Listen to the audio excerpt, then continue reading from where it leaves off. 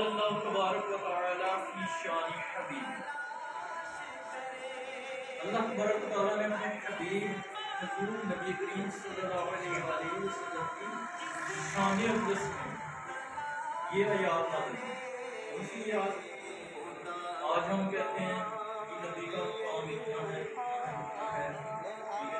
اللہ تبارک و تعالی نے فرمایا وَرَفَعْنَا لَكَ ذِكْرَكَ، اے محبوب اے حبیب صلی اللہ علیہ وآلہ وسلم، ہم نے آپ کے لیے، اس کے لیے آپ کے لیے اس کا ذکر، آپ کا ذکر بلند کر دیا۔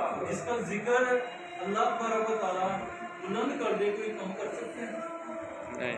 ہم نعتیں پڑھتے ہیں، کچھ لوگ یہ کہتے ہیں جی آپ نے ان کو زیادہ مقام دے دیا، ہم کیا مقام دے سکتے ہیں جب جن کا ذکر اللہ نے بلند کر دیا ہو؟